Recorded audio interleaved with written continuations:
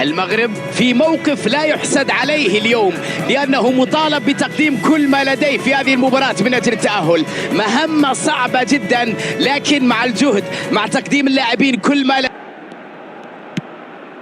نؤكد للمشاهدين أنه لم يفوتهم الكثير، لأن المباراة بدأت للتو. لمسة ولا أجمل.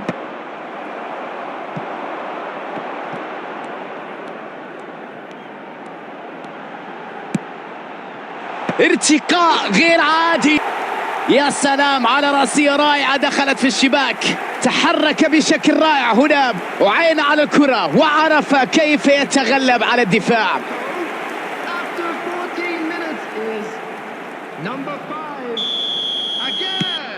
المغرب هو صاحب الضربة الأولى، بحاجة إلى الفوز اليوم لمواصلة المشوار. إمكان خطيرة على المرمى. الأجواء روعة روعة روعة، حماس كبير في المدرجات، فرح كبير لدى المشجعين. مرة أخرى يضرب من جديد، يؤكد هذا التفوق.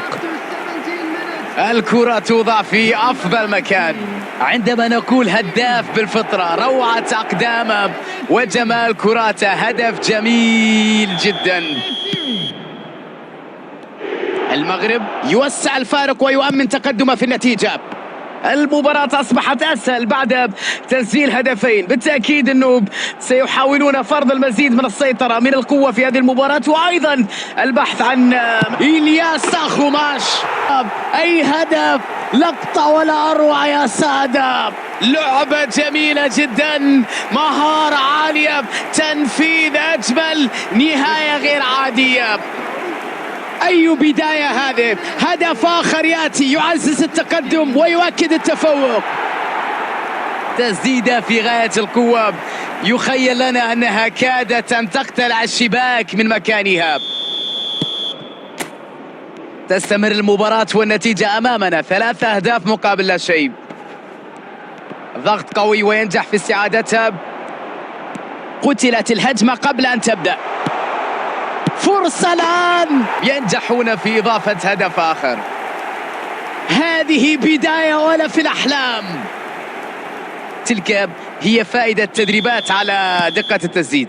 عندما نقول لاعب يولد داخل منطقة الجزاء، هذا هو الهداف، وهذه الطريقة الاستثنائية في استغلال الفرص. كرة في منتهى الروعة. انصيري، قوية من انصيري. يا سلام على هذه الفرحة. الكورة يا جماعة شغفها وجنونها. البداية الغير عادية. الهدف الثاني يأتي، من يوقفهم الآن؟ هذه ليست مباراة، لأنه بصراحة المباراة معناها يكون في تنافس من أي نوع. اليوم كانت سيطرة من طرف واحد، مباراة في اتجاه واحد. يا إلهي، هاتريك جميل. هذا الهاتريك اللي يؤكد لك قيمته. لعبة خطيرة. الله، ما أروع هذه اللقطة، ما أجمل هذا الهدف، ما أجمل هذه الفرحة، ما أجمل هذه الاحتفالات. أي بداية هذه. هدف آخر يأتي يعزز التقدم ويؤكد التفوق.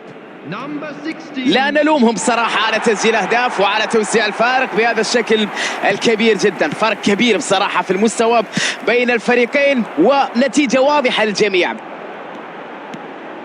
مرة أخرى يسجل، يؤكد لك على الثنائية.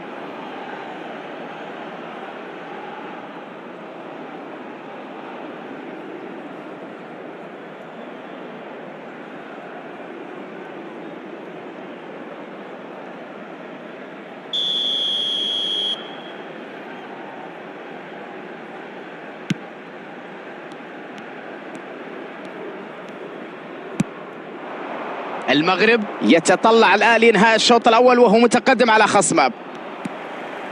مزروعي، لونج باس جميل، مساحة خالية على الجانب. هذه فرصة جول جميلة، على كورة مثيرة، على هدف يحرك الجماهير. مرة أخرى يضرب من جديد، يؤكد هذا التفوق. لا أعتقد أن هناك لاعبا واحدا يريد أن يتواجد في الملعب. الجميع ينتظرون صافرة النهاية. يا إلهي، سوبر هاتريك، رباعية في مباراة اليوم.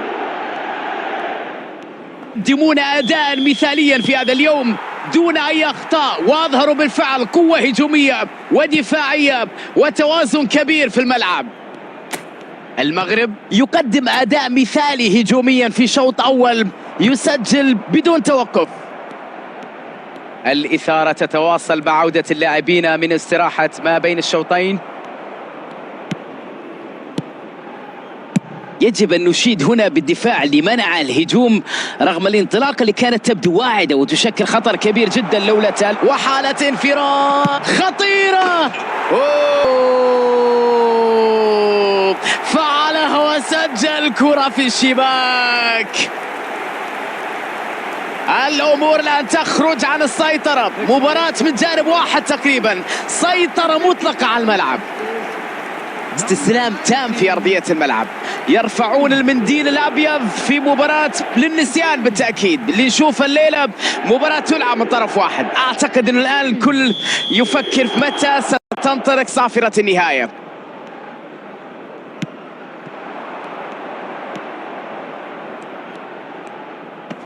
هذه هي القوة المطلوبة في هذه المواقف. والتسلل آخر، توغلوا فاتنان، فرصة شوف الانتقام. بارك الله على هذا الجنون، على هذا الجمال. الهيمنة مستمرة، الأهداف تتوالى دون انقطاع. صورة تتحدث بشكل واضح هنا، فريق يسيطر والآخر يعاني.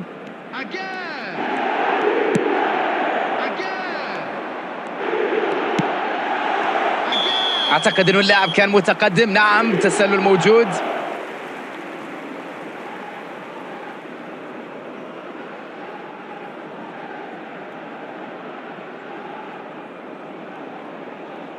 مرابط، لا مجال لأي تفكير هنا مع هذا الضغط المطبق في الملعب.